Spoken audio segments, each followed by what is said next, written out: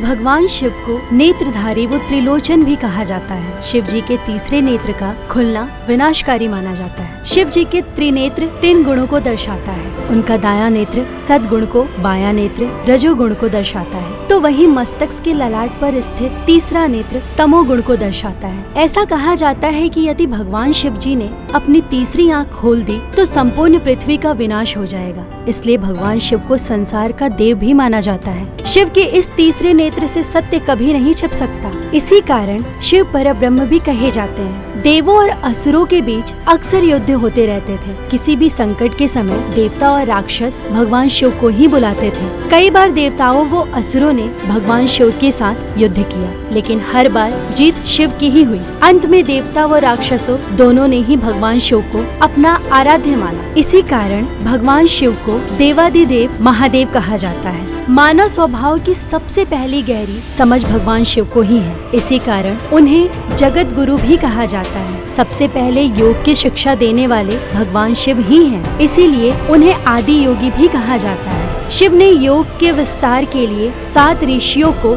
चुना था, जिन्हें उन्होंने योग के 7 सूत्र बताए थे। ये सप्त ऋषि थे जिन्होंने योग को पूरी दुनिया में फैलाया था। बाद में पतंजलि ने इनको 200 सूत्रों में समेटकर योग शास्त्र की रचना की थी। सप्त ऋषियों के बाद परशुराम व रावण भी भगवान शिव के परम शिष्य माने जाते हैं। भगवान शिव जी के पास अनेकों शस्त्र थे। उन्होंने इन सभी को अन्य देवताओं में बांट दिया था। अपने पास सिर्फ त्रिशूल को जगह दी। शिव जी के पास धनुष व चक्र भी थे, जिसका आविष्कार स्वयं उन्होंने किया था। श्री कृष्ण के सुदर्शन चक्र को सबसे शक्तिशाली माना जाता है। बहुत कम लोग ही जानते हैं कि इसे भी शिव जी ने ही बनाया था, जिसे भगवान विष्णु को दे दिया गया। बाद में यह माता पार्वती फिर परशुराम को दे दिया गया। अंत में परशुराम से ही यह श्री कृष्ण तक पहुंचा। शिव जी ने अपने पास सिर्फ त्रिशूल ही रखा, जो सृष्टि के आरंभ में ब्रह्मनाद के समय उनके साथ ही प्रकट हुआ था। भगवान शिव जी का त्रिशूल रज, तम,